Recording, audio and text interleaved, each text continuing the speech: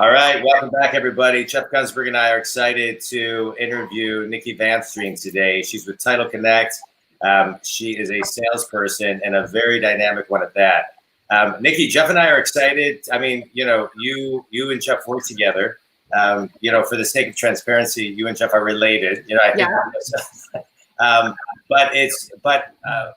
But I'm glad you're on the show, and I really was hoping you would say yes, because you've done such a great job of building your social media presence. And, especially now in light of not only COVID, but pre-COVID, social media presence is really critical to, I think, anybody's growth, but specifically a salesperson. So I thought we could maybe dive in there and just kind of talk about, the social media 101 and kind of your take, not only what you're doing, but what you would recommend other people do to grow their presence. And good morning, everybody. Good morning, guys. Good morning. Excited to be with you both.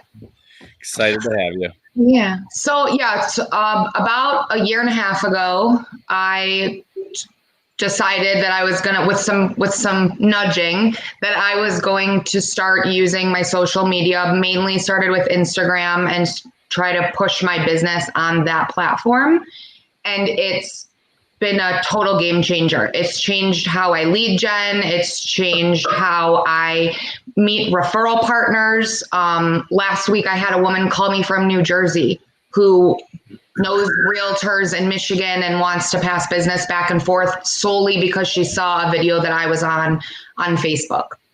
So I think it's definitely a powerful tool to use, and it's I was for sure intimidated at first, just putting stuff out there. That wasn't how I operated my social media before, and it took a little time, but finding a good rhythm of posting consistently and sharing stuff about my business, tools that can help other people in the same industry, and information for the actual consumer, along with stuff about my private life, just to keep it real, has been great. So, it's funny what you said, because what I took from that is that, you started by having somebody nudge you. And this is something that obviously feel super comfortable with. And during COVID and during everything going on, I have been,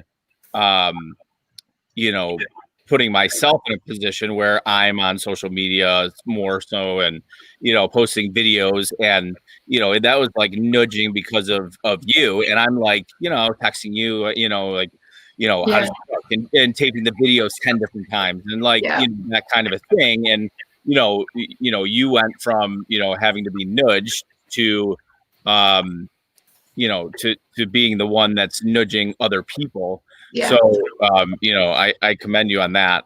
As far as advice with, for somebody else who's going to do that, what would be the number one piece of advice of somebody who's on the fence of, should I do it? Should I not do it? What would you tell somebody who's just do it?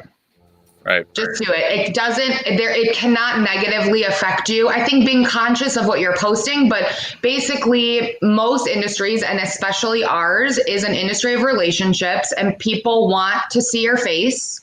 People want to feel like they know your personality a little bit, and it helps draw other people in to want to work with you. If you're somebody that is out there posting good stuff, if you're just, posting negative things all the time and griping, you're probably not going to get a lot of followers. But I think if you have good content and you have something that at least one person is interested in, you would be shocked how many people you wouldn't think are going to like it and comment and share, or just direct message you. Yeah, right. I want to talk about that, because I really like that comment when you said it's just about that one person.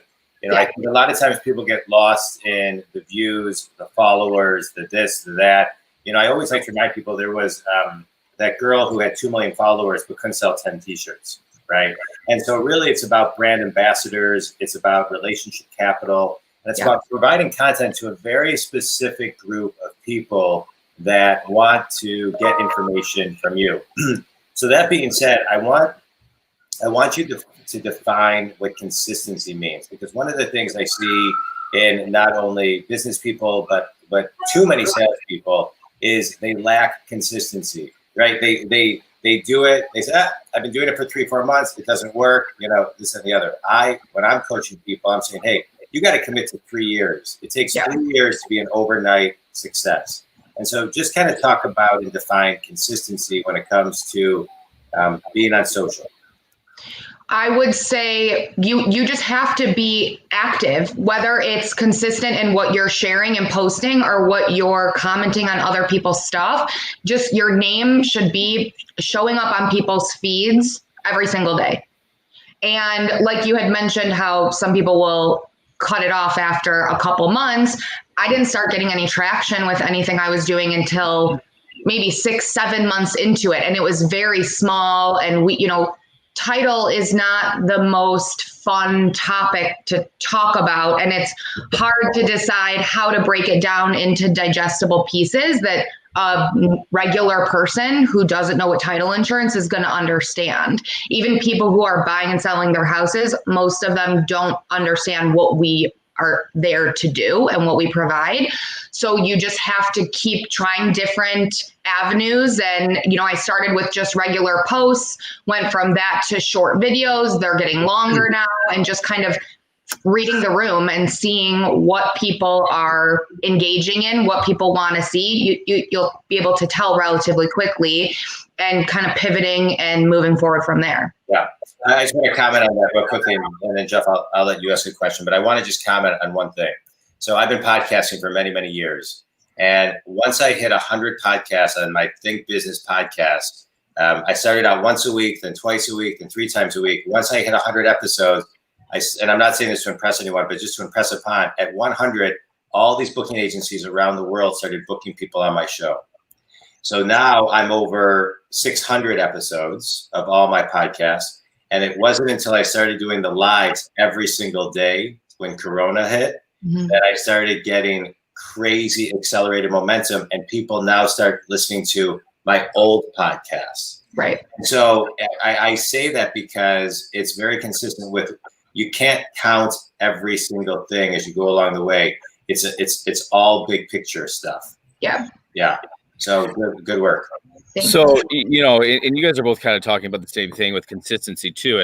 And John's coached both of us, and he has, and this is the reason I think that people don't really, get crazy consistent with things, because it's a lot of work. It's a lot of work to do it when you sit down and you start talking about, John and I start talking about, here's the plan. And we're going do down the list of, okay, here's 30 days, here's 60 days, here's 90 days, here's a year plan. Right. Here's what you have to do every single, week, every single day. You're planning to, for the future. John didn't just get 100 episodes or 600 episodes. This is, he's constantly planning and thinking about this every single day, which, I try and preach, as well upon everybody based on, his coaching. So, that is, it's not an easy thing for people to do. So, for you, and like, I go back and forth between like, okay, I'm consistent, I'm on it. And then I'm like, life gets in the way, other things. Right. How do you bring yourself back? Like, what kind of advice would you give people as to, just staying consistent and, how you continually go back to making sure that you're doing what you're supposed to be doing? Well, I made a commitment to myself when I decided that I was going to start using it for business, and I didn't want it to be or to appear like I was going to start it and then let it fall off. And I think a big thing that helps me be consistent is that most of my clients are present on social media. So it's a big reminder for me when I'm, sitting on the couch scrolling at night and my agents are posting promotional stuff for themselves. It's a kick in the butt for me to remember, like, okay, tomorrow I need to do a post about business or my dog, or I got to get my name back out there. It's been 3 days, because it does, especially in this industry, things come up quickly, and you might have planned to make a post about something, and like you said, life gets in the way. But I think just how present it is for my client base helps keep me on track. So let's dive into that, your client base. I want to talk about social media. You don't have to give like specific numbers, Nikki, but I think anyone who's watching this, because we're talking about sales, wants to know, okay, that's great that you're doing social. You're posting stuff about your dog. You're posting stuff about, you posted a book the other day that's one of my all-time favorites, the War of Art by Stephen Pressfield. And so talk about how you convert, because and the type of stuff that you put in, right? It's not like the hardcore sales, but how do you educate, and then how do you convert? And then you talked about it earlier, kind of building the relationship. How long does the relationship take from post to like relationship? There's a lot there, but you know where I'm going. Yeah, I mean, it's different for everybody. Most people who work in title will know that you usually will get a shot because somebody else dropped the ball. So it's just that I'm staying present and I'm staying top of mind as somebody who knows what I'm doing and I'm good at my field. And that comes across in the videos because we're making them so digestible. So sometimes it takes no effort on my part at all. And a realtor that knows someone I know will reach out to me with a deal in hand, ready to go. But other times it just gives me, someone follows me because they saw something that I shared. I'll send them a message, start commenting on their stories. Like you just start a warm up of building that relationship. And luckily it happens pretty organically. Because it's not a hard sales technique at all. And like on social media, like these are so I don't obviously you're younger than us. A little bit. So it's more difficult for somebody who's not, like what you're saying before, like there's a different generation that's constantly on social media. Like I have to work harder at it than you would generally, just because like you feel like you have to, like you're seeing all these other people continually on there, and it's like it's always in your face. And you're talking about building organic relationships. I've built relationships, in person, and that's so much harder now with everything going on. Do you, as far as building relationships with people on social media, like do you see that happen where it like evolves in that path where like you're going from I've never talked to this particular person before other than on social media, and then it turns into business? I just want you to like kind of educate people or tell people that this is something that can happen and does. Oh, absolutely has happened. There are consistent clients I have now sending me business that I started just following 8 months ago. And it's just also kind of right place, right time. And that I'm always staying top of mind and present on something we're all on every single day.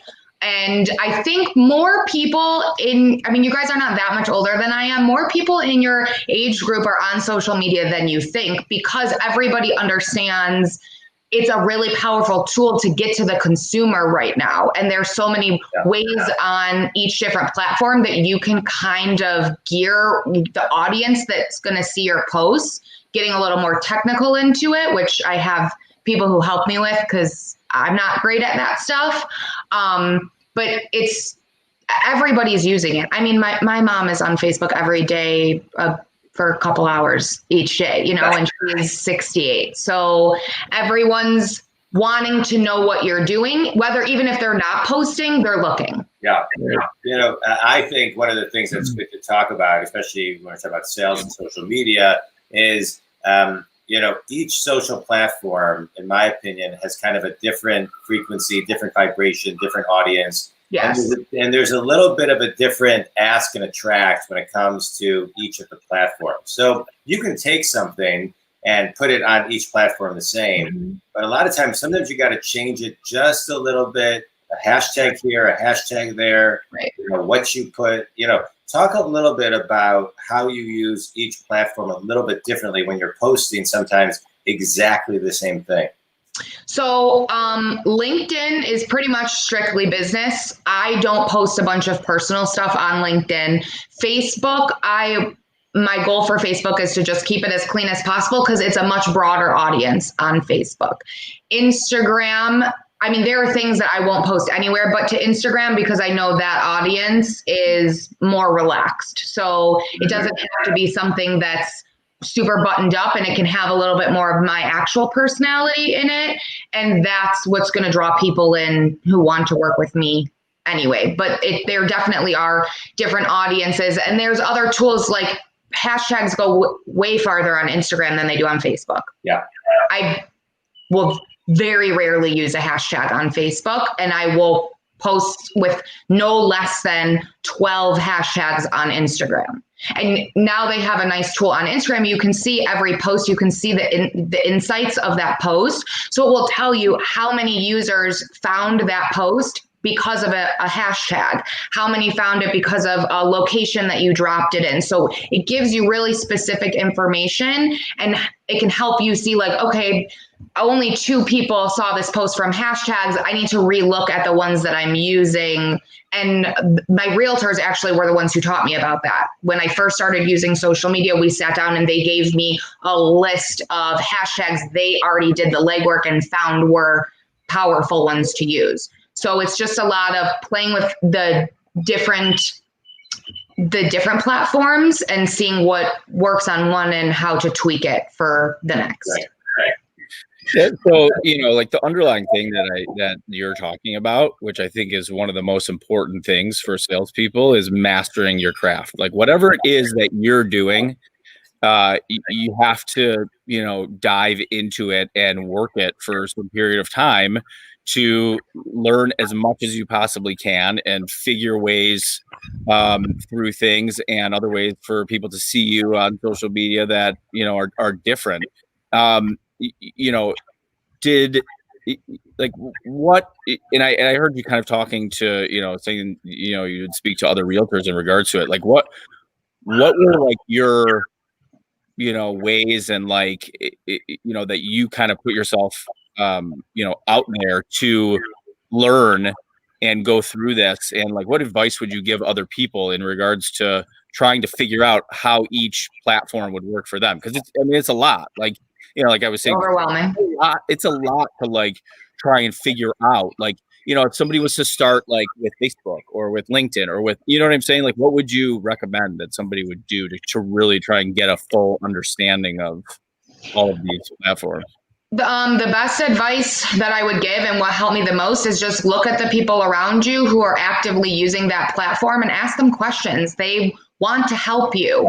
I've gotten so much help and good advice and constructive criticism from my clients and other, referral partners that I do business with, and we just pass ideas back and forth. As soon as you get the conversation rolling and somebody understands it's something that you want to get involved in, especially if you're talking to somebody who's already got a pretty good following or has some good content on their page, you have to use what you have around you, which for the most part right now is other people and their time. Yeah.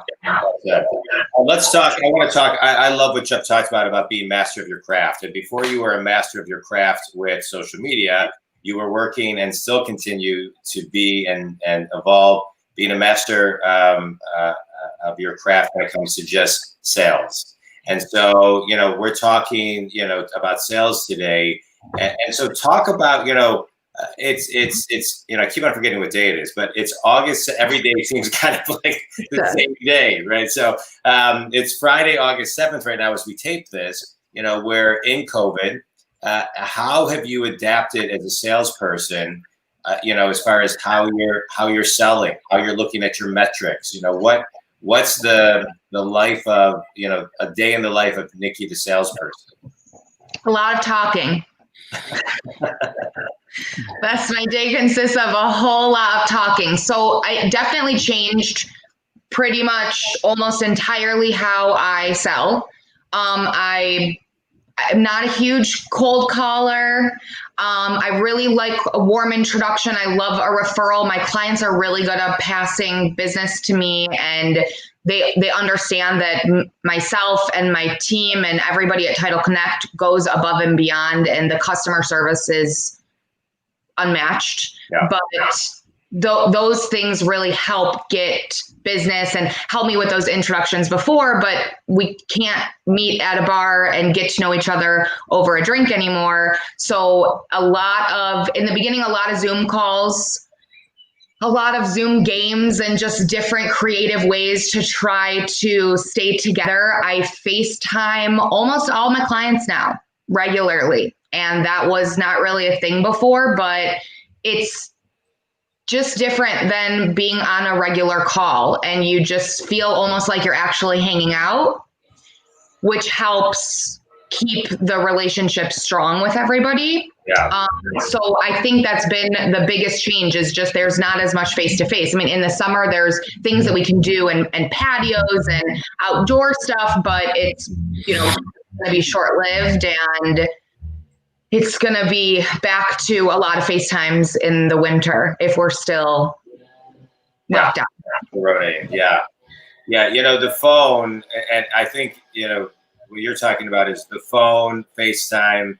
But even if it's not FaceTime, I think the phone is always and will always be a salesperson's best friend. I mean, I think Zoom and video conferences are critical, but you can never stop calling. So I love that I love that that's the main focus. Right.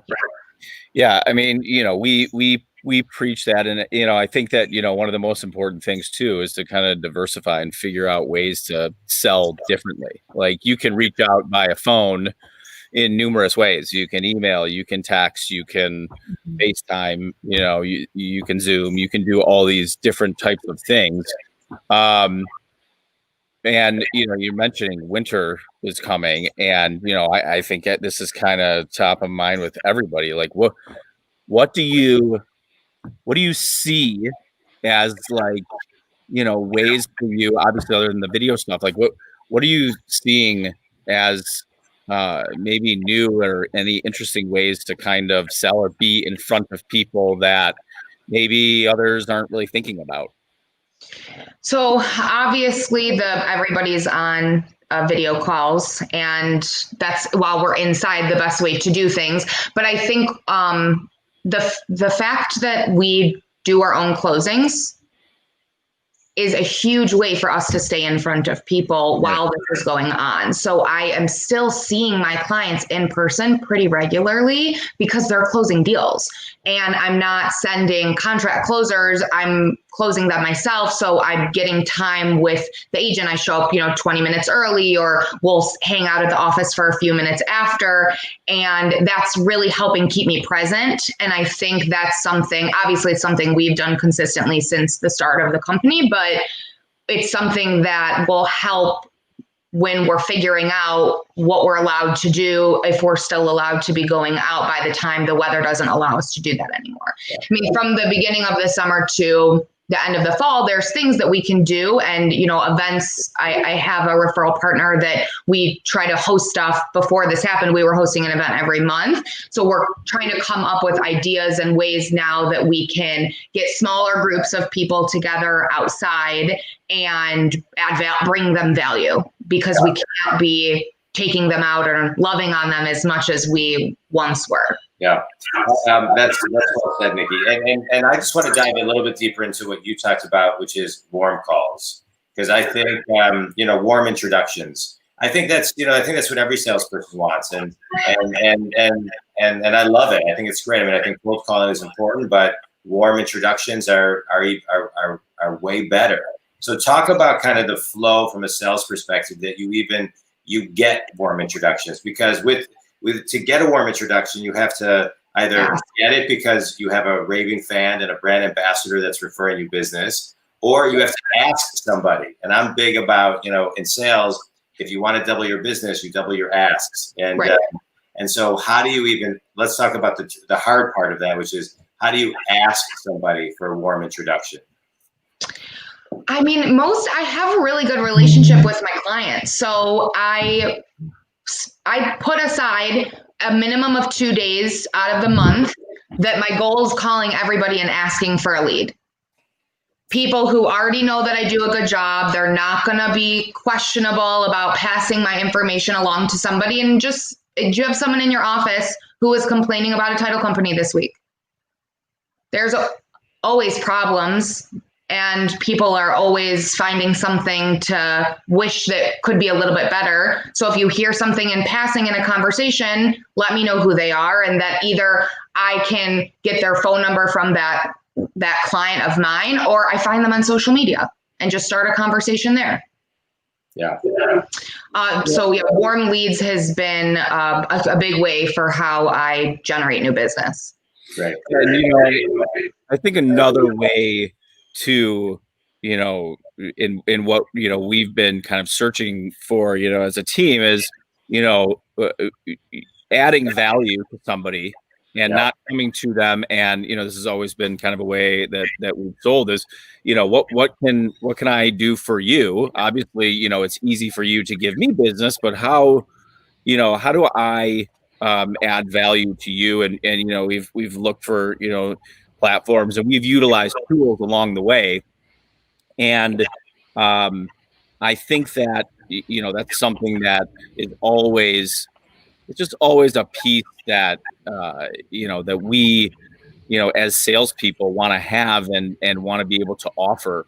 And, it kind of just leads me to the next thing is that, everybody and all salespeople really want to utilize tools. They need content. They want certain things, but typically and often what happens is that you get these items and you don't, they're not utilized.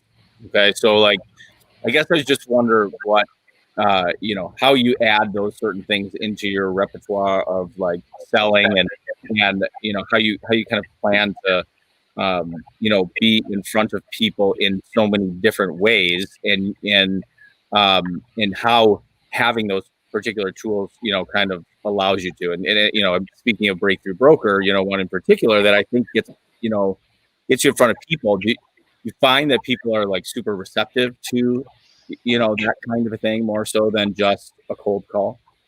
Oh, absolutely. I just had a phone call with one of my realtors the day before that. And he raved about Breakthrough Broker for 10 minutes on the phone. And I've been getting a lot of really good feedback from it. And I think it's, we talk about this a lot on our sales calls. It's just building these steps and making them habits into your daily routine. So it's the same as me checking, what my counts are at the end of every day. I just add that piece of it into it. So before I go to bed, I'm making sure if I've sent anything for Breakthrough Broker, are people engaged in it?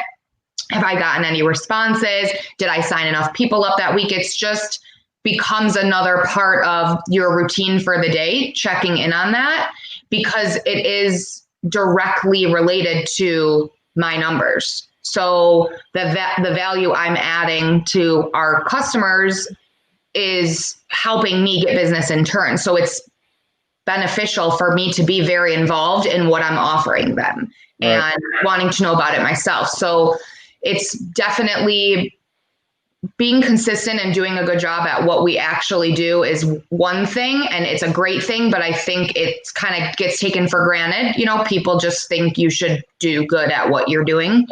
And the fact that our company goes so above and beyond to find different tools and platforms to help the agents in ways that in title we just can't, it is huge for even just client retention, just keeping people and understanding that we really want you to do well in your business.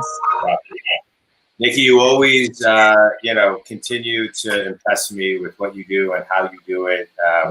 I love watching, your continued presence on social. You provide so much value, so much content. You do it in a serious way, and then you do it in a fun way, and then sometimes you do it in a serious and in a fun way.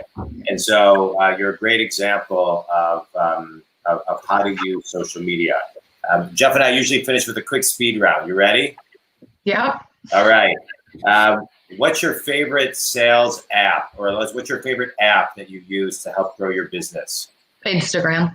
Okay, great. What's the number one sales lesson? Focus on the solutions. I like that. What's the best piece of advice you've ever received? Be consistent and persistent. I like it. What would you tell your 20-year-old self? This is a lot of questions, guys.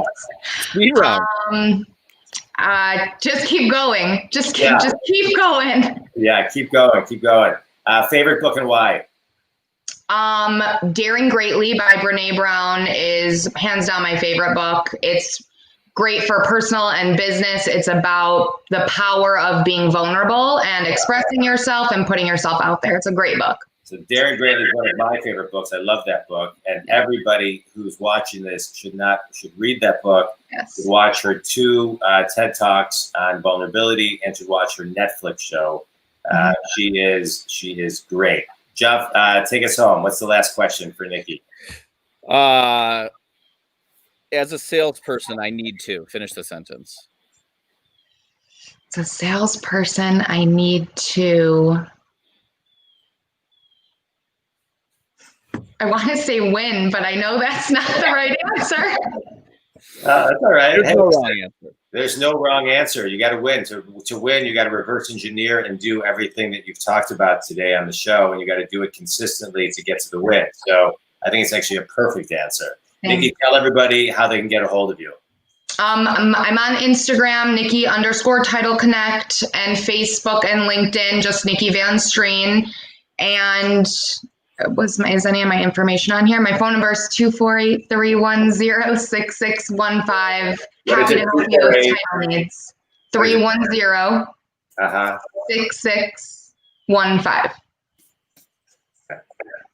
All right. Nikki, thanks so much for being on the show. I appreciate everything that you shared. You're helping a lot of people continue to do great things in what you do. Jeff, always fun co-hosting with you. Nikki, thanks for your time and the wisdom shared today. I appreciate it, as I'm sure all the listeners do. Jeff, take us home. Nick, thanks. You know what? Sales is a big piece of, sales. It's just hard. So, your personality and, the way that you tackle things and work to learn, and, anybody would be super lucky to have you, handling their business, and you do an amazing job, and you're a good sister-in-law too. Thanks, guys. All right. I love the family. A virtual hug for the family. All right, guys. Thanks so much. Appreciate it. Thanks to you both. Thanks, guys.